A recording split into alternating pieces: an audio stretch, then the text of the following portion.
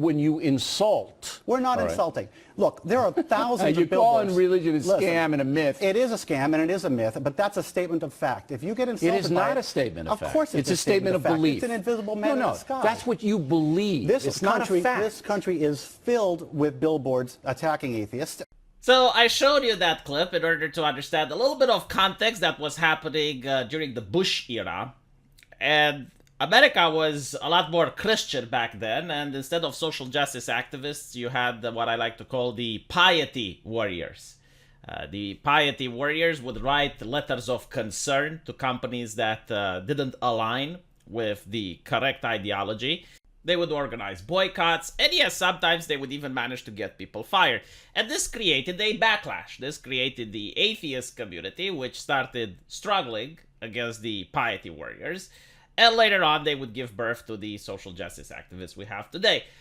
Basically, the pendulum has swung from one direction to the opposite, while maintaining some of the same tactics and talking points that were used back then. In other words, you can't say this because you're offensive, you shouldn't say that because it upsets a lot of people. But what I find interesting is the rise of Satanism. Now, there are many types of satanic cults and different ways that people interpret Satanism. However, the one we're going to be talking today is about the Satanic Temple, which initially was made as an atheist thing, like they don't actually believe in Satan or worship him.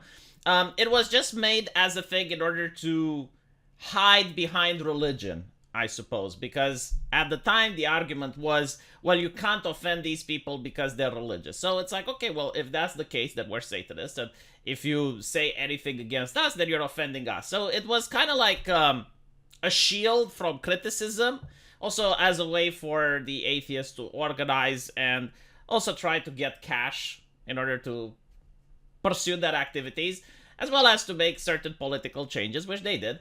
Like, for example, many Christians would have nativity scenes in public. So the Satanists decided, all right, well, if you're going to do that, we're going to have our own statues in public. Like here you have a statue of Baphomet with two children looking up to him, right, with a pentagram on top. So it was like that kind of shit posting, I guess. But what was interesting is that they were anti-establishment. Like they were against the government, against the establishment. And they wanted to maximize the freedoms of the individual. At least that's what they initially claimed. So basically, you could do anything you want, even if it's immoral, as long as it's not illegal, right? So we're not talking about murdering people or committing crimes. But like, if you want to be as immoral as you want, then you should be able to do that. And if people criticize you, you can say, well, you're offending me because my religion is Satanism and it allows me to behave in an immoral way. That's pretty much how I would summarize what they were doing. Now, it doesn't mean you have to agree or disagree with their mission charter. My point is to show the history, the way I perceive this organization to have started, so that you can see what it is now. So, as you can see here, the Satanic Temple denies belief in a personal devil, claiming its mission is to encourage benevolence and empathy among all people, reject tyrannical authority, advocate practical common sense and justice, and be directed by the human conscience in order to undertake noble pursuits. So the thing that I find it interesting is reject tyrannical authority, but at their latest convention, which is going to be one of the biggest satanic conventions in the world, they require people to show proof of vaccination, right? So like papers, papieren bitte? Bitte? Kann ich deine Papiere sehen? Do you have documentation? Do you have the certificate to belong in here? Also, they require guests to wear masks and not just any mask, but apparently a N95, K995, or a disposable surgical mask.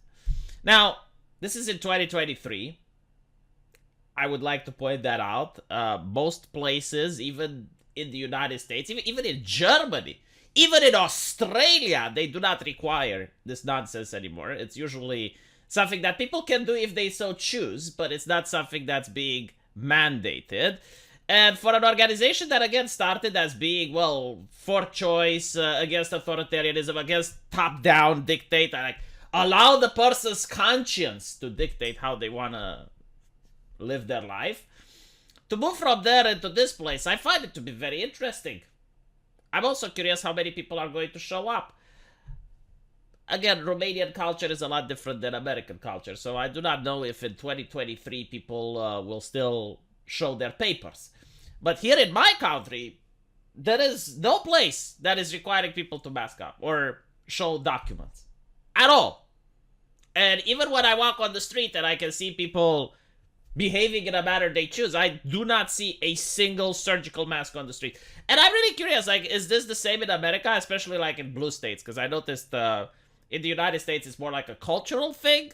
At least it's being presented as such, because believe it or not, the vaccination rate as well as the compliance rate were kind of equal between Republicans and Democrats.